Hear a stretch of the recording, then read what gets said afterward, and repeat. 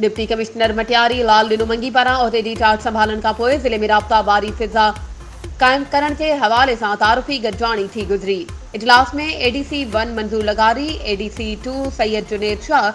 टिनी तालकनि के assistant commissioners Mukhtar कारन ऐं मुख़्तलिफ़ खातनि के ऑफिसरनि की शिरकत। उन मौके ते सेहत, तालीम, पुलिस, एस्को, livestock, public health engineering, local government, ज़राअत, social welfare, population, livestock समेत ॿियनि खातनि के ऑफिसरनि डिप्टी कमिश्नरनि के पंहिंजनि खातनि के हवाले से ब्रीफिंग ॾींदे पंहिंजा मसइला ॿुधाया ऐं पंहिंजे ताउन जो यकीन ॾियारियो।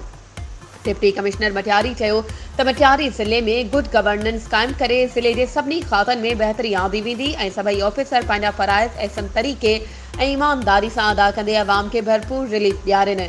सेहत, लाइव स्टॉक, पॉपुलेशन, बल्दियात समेत ॿियनि शोबनि में तरजीहाती बुनियादनि ते कमु कयो वञे। वधीक ख़बरुनि ऐं अपडेट्स जे लाइ असांजे चैनल खे सब्सक्राइब कयो